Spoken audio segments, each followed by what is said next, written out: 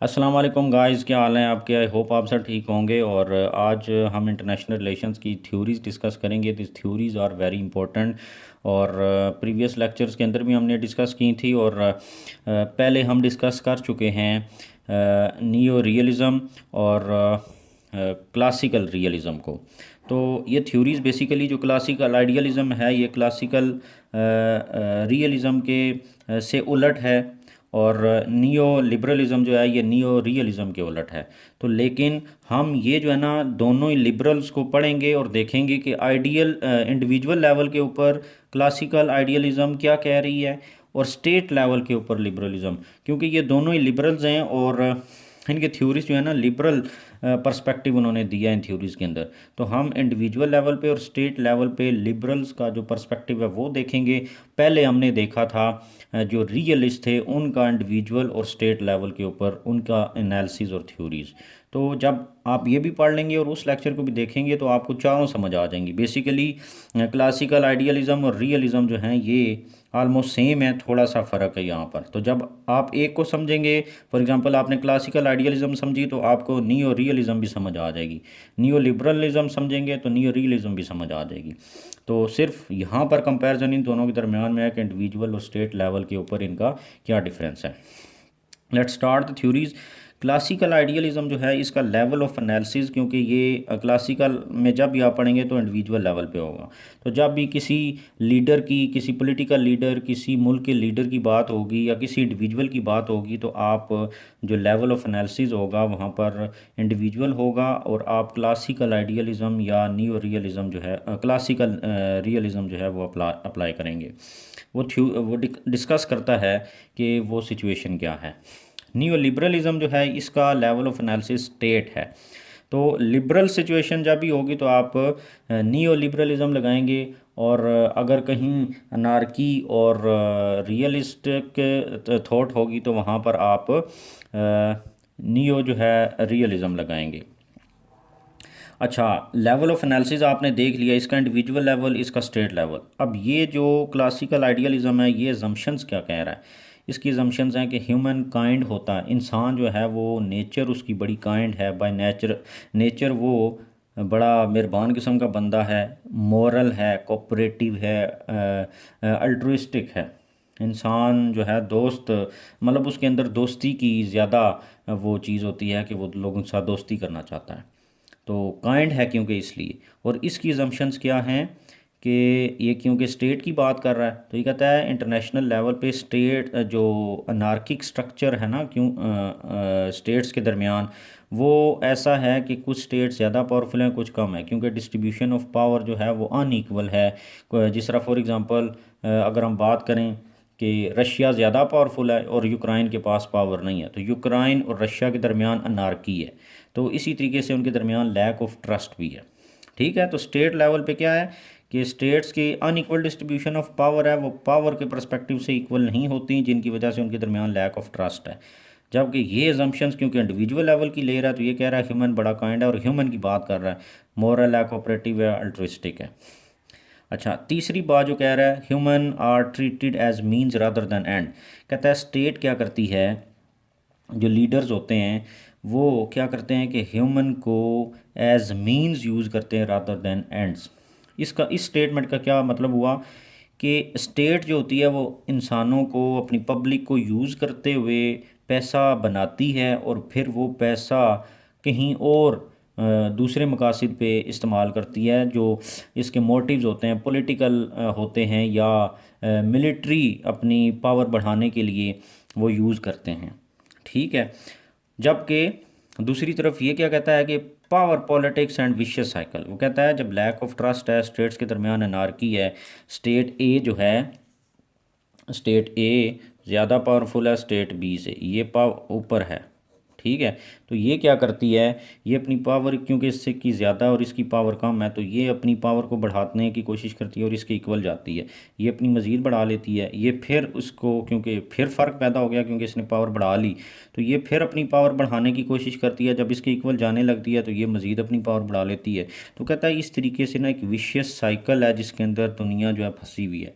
जिसकी पावर कम है वो ज़्यादा पावर वाले के इक्वल अपनी पावर करना चाहता है। फॉर एग्ज़ाम्पल इंडिया और पाकिस्तान है, इंडिया ने S-400 ख़रीद लिया रशिया से। अब पाकिस्तान, और वो सिस्टम क्या है, वो एक डिफेंस सिस्टम है जो बैलिस्टिक मिज़ाइल को अटैक कर सकता है तो या रोक सकता है। तो अब पाकिस्तान की जब देखता है इंडिया को तो कहता है इसका तो डिफेंस ज़्यादा स्ट्रॉन्ग हो गया, तो पाकिस्तान भी क्या करेगा, अभी अगर हमारे पास पैसे नहीं है तो आने वाले वक्त के अंदर हम भी कोशिश करेंगे कि S-400 हम भी ख़रीद लें रशिया से, तो ताकि हमारा जो लैक ऑफ ट्रस्ट और ये अनइक्वल डिस्ट्रीब्यूशन ऑफ पावर है हम बैलेंस उसको करने की कोशिश करेंगे।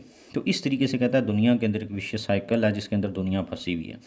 तो यहाँ पर कंट्रीज़ क्या करते हैं, इस अनार्किक सिचुएशन की वजह से, अनार्किक स्ट्रक्चर की वजह से विशियस साइकिल के अंदर फंसे हुए हैं और वो पावर पॉलिसीज़ बनाते हैं। जब भी कंट्रीज़ पॉलिसी बनाते हैं तो वो अपनी पावर को बढ़ाने के लिए हमेशा पॉलिसीज़ बनाते हैं कि यहाँ से पैसा हम लगाएं, अपने डिफेंस बेस को मजबूत करें, इसको इंक्रीज़ करें, फ़लाँ सिस्टम आए, फ़लाँ टेक्नोलॉजी हो, ये सारी चीज़ें। यहाँ तक आपको समझ आ गई कि इसका लेवल ऑफ एनालिसिस इंडिविजुअल है। ये कहता है ये अजम्पशंस क्या ले रहा है, ये थ्योरी वाला कहता है जो क्लासिकल आइडियलिज्म है, ये कहते हैं कि ह्यूमन काइंड है बाय नेचर कोऑपरेटिव अल्ट्रुइस्टिक, लेकिन ह्यूमन को एज मीन्स यूज़ किया जा रहा है रादर दैन एंड। जबकि और फिर साथ ही साथ वो कहता है कि स्टेट्स प्रमोट करती हैं selfishness and human become conflictual. Human जो है वो कॉन्फ्लिक्चुअल बन जाता है। ह्यूमन कहता है बाय नेचर वो काइंड और मॉरल है, लेकिन क्योंकि स्टेट ऐसे काम करती है जिससे सेल्फिशनेस और कॉन्फ्लिक्चुअल नेचर उसके अंदर आ जाती है, उसकी नेचर जो है कॉन्फ्लिक्चुअल हो जाती है। फॉर एग्जांपल इंडिया और पाकिस्तान के पर्सपेक्टिव से दोबारा समझाता हूँ। एक तरफ इंडिया, दूसरी तरफ पाकिस्तान। तो इंडिया के जो पॉलिटिकल लीडर्स हैं या लोग हैं जो लोगों को मैसेज को कंट्रोल कर रहे हैं हुकूमत के अंदर, वो क्या करते हैं कि पाकिस्तान के अगेंस्ट नैरेटिव बिल्ड करते जाते हैं। तो वो ह्यूमन, अब इंडिया के भी लोग हैं तो इंसान ही, लेकिन उनकी जो सोच है या नेचर है उसको कॉन्फ्लिक्चुअल बना देते हैं और वो समझते हैं कि पाकिस्तान उनका दुश्मन है। Same is the case with Pakistan. यहाँ पर हमारे भी इसी तरह के जो हैं वो सेंटिमेंट्स हैं इंडिया के बारे में, और बेसिकली वो ये कह रहे हैं कि लोग ठीक होते हैं, स्टेट उनको कॉन्फ्लिक्चुअल और सेल्फिश बना देती है, वो सिर्फ अपने बारे में सोचते हैं। अब इस तरफ ये क्या कह रहा है, स्टेट कहता है जब अनार्की है और लोग पावर पॉलिसीज़ बना रहे हैं, स्टेट्स पावर पॉलिसीज़ बनाती हैं, तो स्टेट क्या करती हैं, कहता है स्टेट्स को should make institutions promote interdependence and cooperation with each other to achieve common interest। अच्छा, ये क्या कहता है, ये कहता है स्टेट्स को चाहिए कि वो पावर पॉलिसीज़ बनाने के बजाय, क्योंकि लिबरल्स है ना, तो लिबरल कहते हैं दुनिया के अंदर ठीक मान लिया अनार्की है, स्टेट्स के दरमियान मसले हैं, कॉन्फ्लिक्ट्स हैं और स्टेट्स अपनी पावर बढ़ाने को लगी हुई हैं, लेकिन ये तरीका गलत है। स्टेट्स को अपनी पावर बढ़ाने के बजाय क्या करना चाहिए कि इंटरनेशनल इंस्टीट्यूशंस बनाने चाहिए, इंटरडिपेंडेंस बढ़ानी चाहिए, कोऑपरेट करना चाहिए एक दूसरे के साथ, ताकि वो एक दूसरे के कॉमन इंटरेस्ट मिलकर अचीव कर सकें। ठीक है, इन पावर पॉलिसीज़ को दफ़ा करें, इनको छोड़ दें, बल्कि एक दूसरे के साथ कोऑपरेट करें ताकि कॉमन अपने इंटरेस्ट जो हैं वो अचीव कर सकें। क्योंकि हर मुल्क चाहता है गुर्बत ख़त्म हो, हर मुल्क चाहता है एजुकेशन हो, हर मुल्क चाहता है उसके पास टेक्नोलॉजी हो, प्रोस्पेरिटी आए, सारा कुछ हो। इस तरफ ये कहता है कि स्टेट क्योंकि प्रमोट करती है सेल्फिशनेस और ह्यूमन को कॉन्फ्लिक्चुअल बना देती है, लेकिन स्टेट को ऐसा नहीं करना चाहिए। ये भी लिबरल हैं, आइडियलिज़म।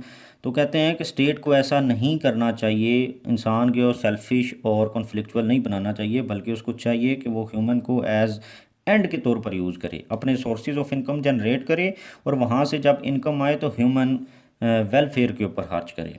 यहाँ पर कहता है ना कि ह्यूमन को मींस के तौर पर यूज़ किया रहा है रादर देन एंड। वो कहता है नहीं, ह्यूमन स्टेट को चाहिए कि वो एंड के तौर पर यूज़ करे, पैसा बनाकर ह्यूमन के ऊपर खर्च करे, ना कि ह्यूमन को यूज़ करके पैसा बनाए और वो अपने डिफेंस पे लगाना शुरू कर दे। तो जब डेफिनेशन करता है क्लासिकल आइडियलिज्म की, तो वो कहता है politics is the struggle for the pursuit of cooperation.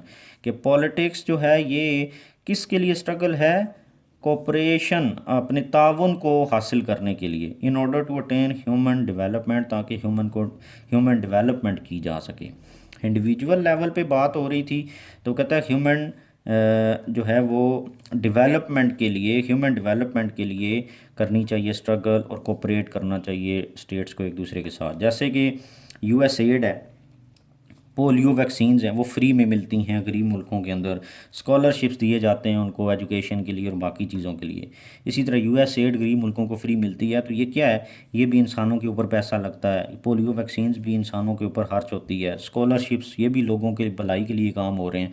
तो वो कहता है इस तरीके से स्टेट को काम करना चाहिए कि उनकी भलाई के लिए काम करना चाहिए, ना कि उनको यूज़ करके पैसा बनाएं और अपने डिफेंस को बढ़ाना शुरू कर दें, एक विशियस साइकिल के अंदर फंस जाएं। इसने भी फिर यही बात की, इन्होंने कहा कि ठीक है स्टेट्स के दरमियान अनारकी है, कॉन्फ्लिक्ट्स हैं, विशियस साइकिल है, लेकिन स्टेट्स को चाहिए कि वो इन चीज़ों के अंदर जाने के बजाय इंटरनेशनल इंस्टीट्यूशंस बनाएं, जिस तरह के यूनाइटेड नेशंस है, सार्क है, एससीओ है, ओआईसी है, इनके दरमियान अंदर बैठ के काम करें और एक दूसरे के जो कॉमन इंटरेस्ट।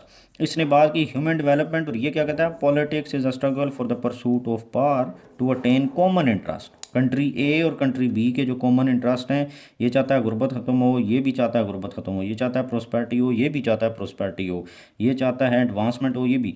तो वो कहता है कि एक दूसरे के पीछे जो है वो पैसा सारा पावर के ऊपर लगाने के बजाय खुदा के बंदो इधर कॉमन इंटरेस्ट को अचीव करो एक दूसरे के साथ कोऑपरेशन के ज़रिए।